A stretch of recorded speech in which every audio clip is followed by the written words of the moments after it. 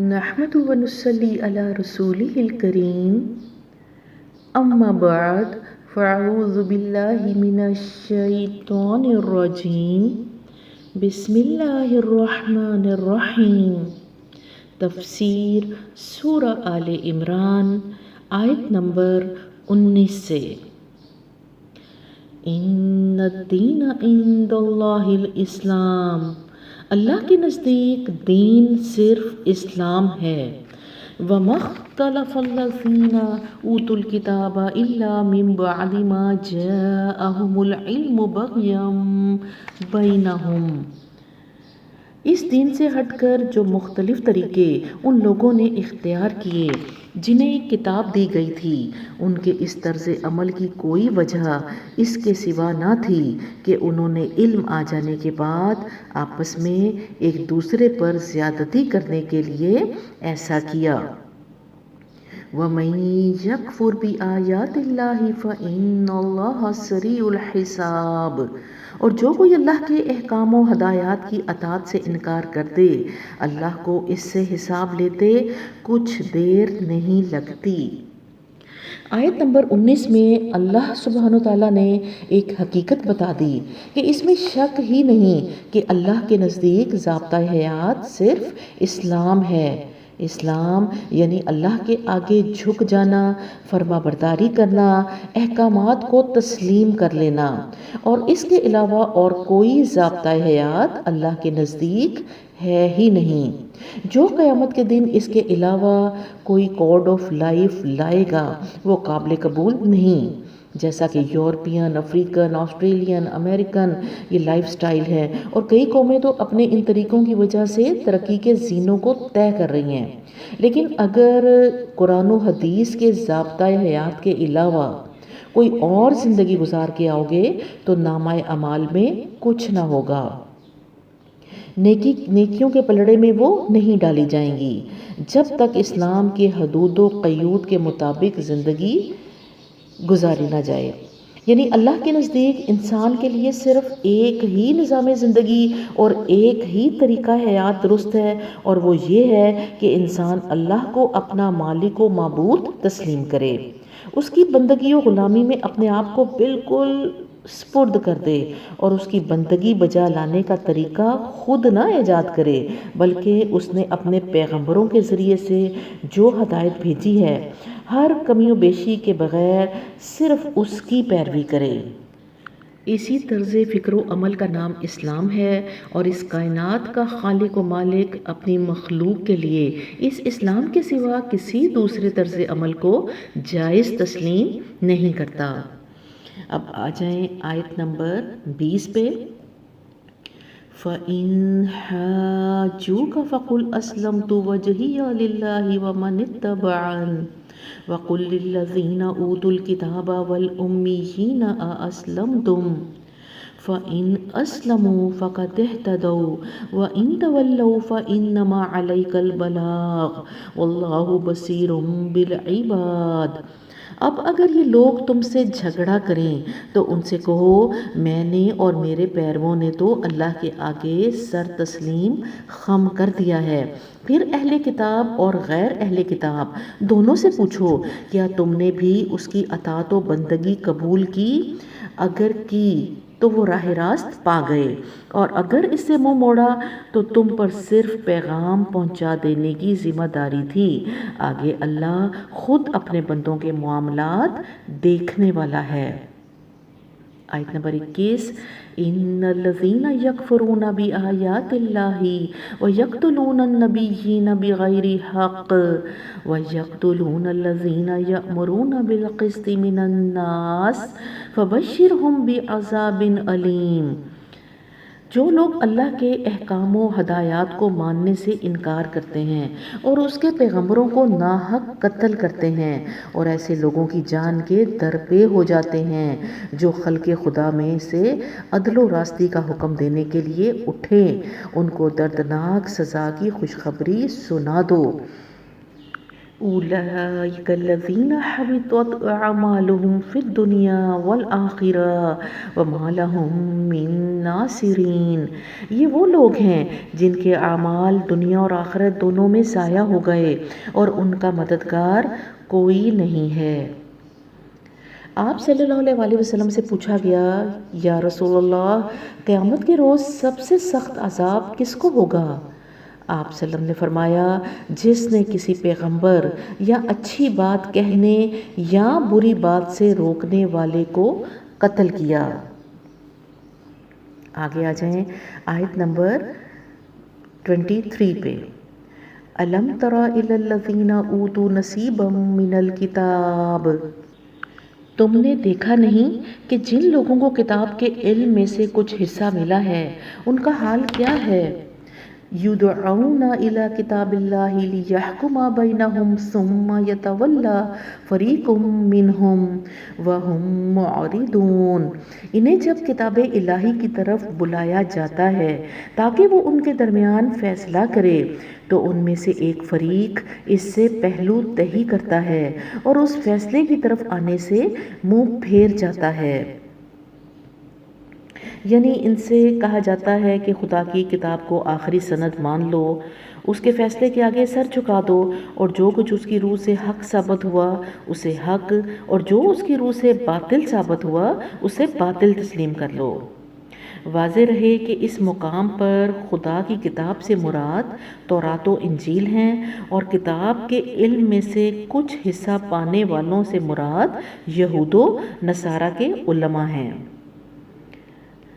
آیت نمبر 24، ذَلِكَ بِأَنَّهُمْ قَالُوا لَن تَمَسَّنَا النَّارُ إِلَّا أَيَّامًا مَّعْدُودَاتٍ وَغَرَّهُمْ فِي دِينِهِمْ مَا كَانُوا يَفْتَرُونَ، ان کا یہ طرز عمل اس وجہ سے ہے کہ وہ کہتے ہیں آتش دوزخ تو ہمیں مس تک نہ کرے گی، اور اگر دوزخ کی سزا ہم کو ملے گی بھی تو بس چند روز۔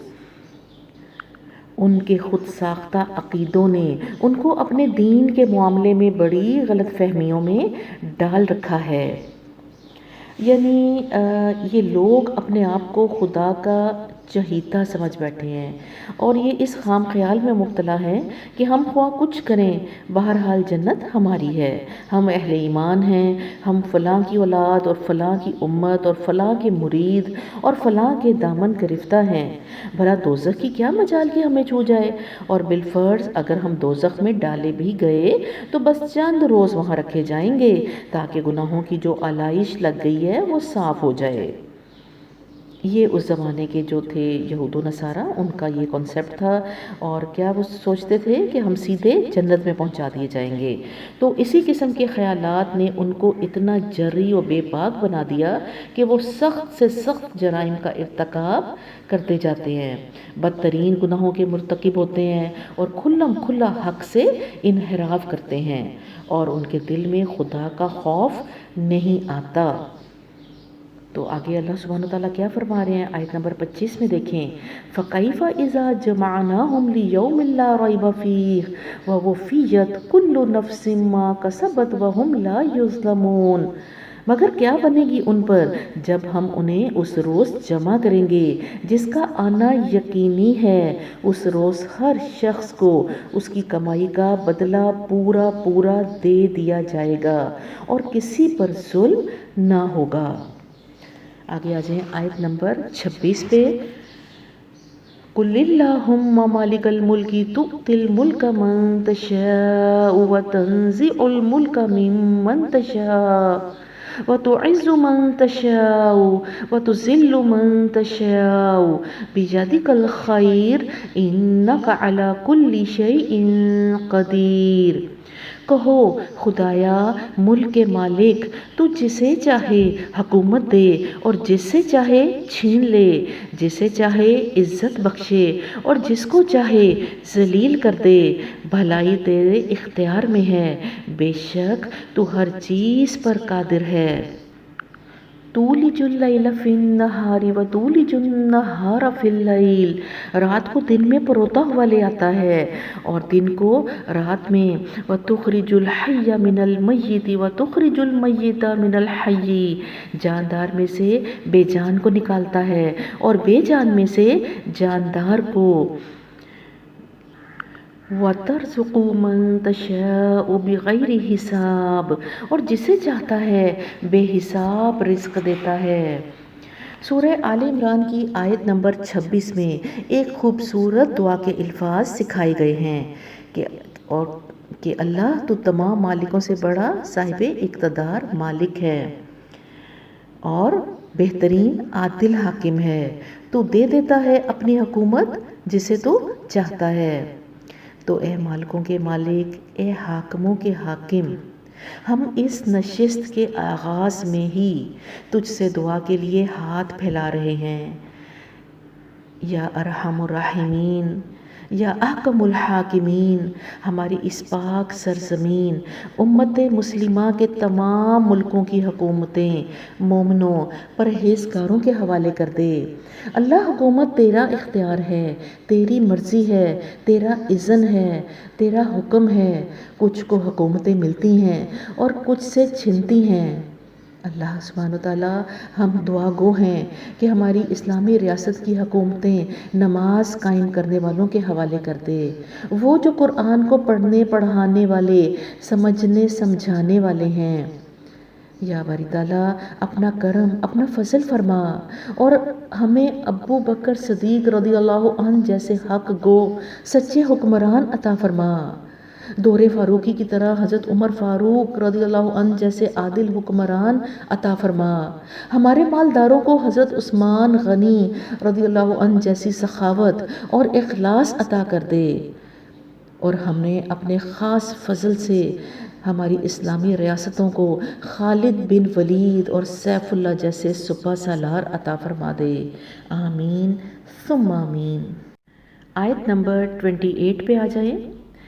لا يتخذ المؤمنون الكافرین اولیاء من دون المؤمنین، مومنین اہل ایمان کو چھوڑ کر کافروں کو اپنا رفیق اور دوست ہرگز نہ بنائیں۔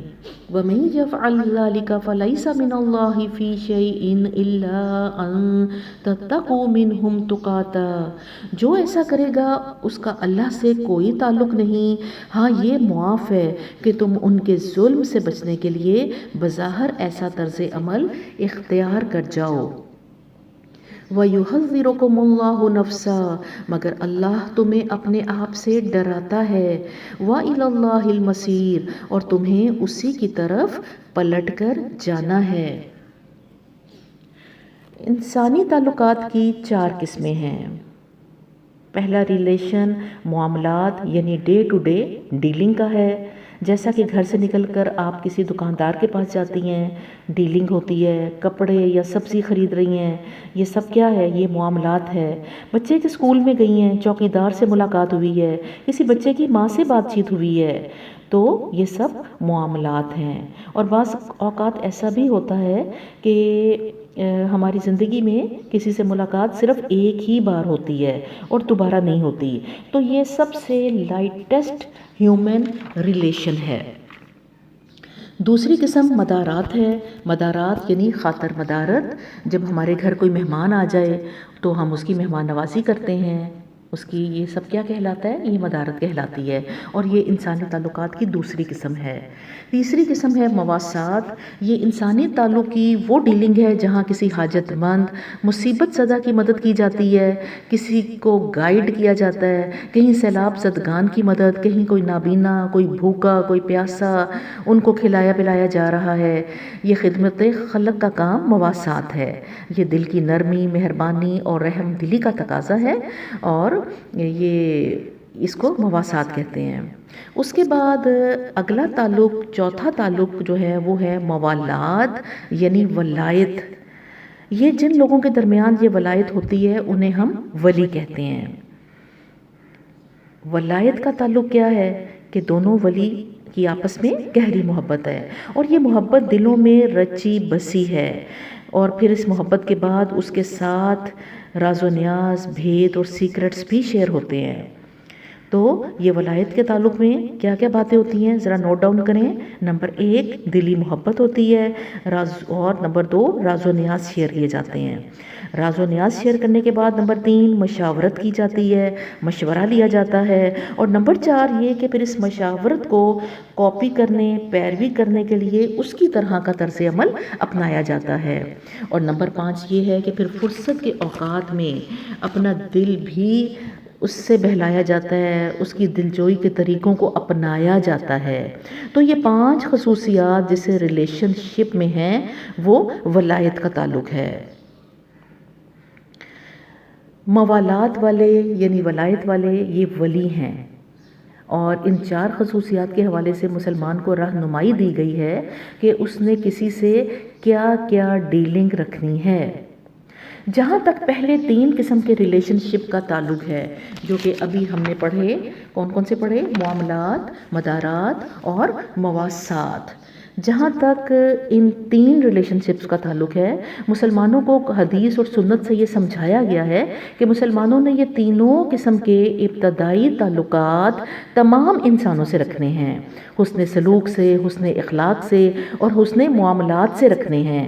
اخلاق اچھے ہوں گے تو ڈیلنگ اچھی ہوں گی، ان سب میں حسن ہوگا۔ یہ نبی پاک صلی اللہ علیہ وآلہ وسلم کی سنت اور حدیث سے ثابت ہے۔ نبی صلی اللہ علیہ وآلہ وسلم اور حضرت عائشہ رضی اللہ عنہا مدینہ کی گلی میں چلے جا رہے تھے کہ سامنے سے کچھ یہودیوں کو ٹولہ آیا اور انہوں نے نبی صلی اللہ علیہ وسلم کو یہ بددعائیہ الفاظ السلام علیکم کہا۔ السلام علیکم یعنی تمہیں موت آئے۔ حضرت عائشہ رضی اللہ عنہا نے غصے میں آ گئیں اور انہوں نے کہا کہ تمہیں موت آئے۔ تو آپ صلی اللہ علیہ وسلم نے فرمایا، عائشہ اللہ بدگوئی کو پسند نہیں کرتا۔ آپ اندازہ کریں کہ وہ یہودی جو کہ جان کے دشمن ہیں، خون کے پیاسے ہیں، آپ پر جادو کروا رہے ہیں اور بدگوئی بھی کر رہے ہیں، ان کے ساتھ بھی معاملات ہیں کہ ان کے ساتھ برے معاملات کا تصور نہیں، جاہلوں سے اعراض کرنا ہے، یہ معاملات ہیں۔ اور پھر اسی طرح ہم نے مدارات کا پڑھا یعنی خاطر تواضع، تو وہ بھی سب کی ہوگی، کافر ہے یا کوئی مسلمان، کوئی بھی ہے، جو بھی آپ کے گھر میں آ گیا آپ نے اس کی خاطر تواضع کرنی ہے۔ آپ صلی اللہ علیہ وآلہ وسلم نے فرمایا کہ جو اللہ اور آخرت پر ایمان رکھتا ہے اسے چاہیے کہ مہمان کی مہمان نوازی کرے۔ ہجرت کے بعد حضرت ابوبکر صدیق رضی اللہ عنہ کی ایک بیوی نے اسلام قبول نہیں کیا تھا۔ حضرت بنت اسما کی وہ والدہ جب مکہ سے مدینہ بیٹی سے ملنے آئیں تو تحفتاً حلوہ بھی لائیں، لیکن حضرت اسما نے اس ماں کو جس نے اسلام قبول نہیں کیا تھا گھر کے اندر نہیں آنے دیا۔ نبی پاک صلی اللہ علیہ وآلہ وسلم سے پوچھا، آپ صلی اللہ علیہ وسلم نے فرمایا اسے گھر کے اندر داخل ہونے دو، بستر پر بٹھاؤ اور اس کا تحفہ بھی قبول کرو، یہ تو ماں کا حق ہے۔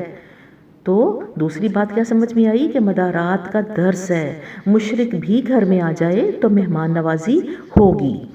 تیسرا رشتہ ہم نے پڑھا مواسات کا، خبرگیری، معاونت۔ تو نبی صلی اللہ علیہ وآلہ وسلم مدینہ میں ہیں، مکہ میں قحط ہے، تو آپ صلی اللہ علیہ وسلم مدینہ سے غلہ بھیجتے ہیں۔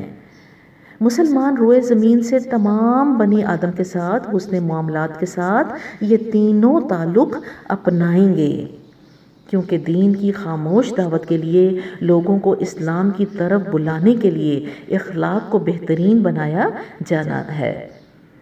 مسلمان کنویں کے مینڈک کی طرح ایک جگہ نہیں بیٹھ سکتے، ان کی زندگی متحرک ہے، ان کو نان مسلم کے ساتھ ڈیلنگ کی اجازت دی جا رہی ہے کیونکہ انہوں نے تجارت کرنی ہے، ترقی کرنی ہے۔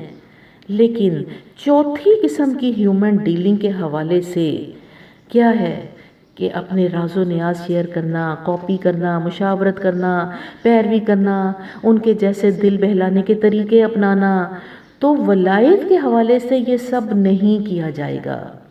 آیت نمبر 28 میں کہا جا رہا ہے کہ دائرہ اسلام میں داخل ہو کر کافروں کو ولی نہیں بناؤ گے۔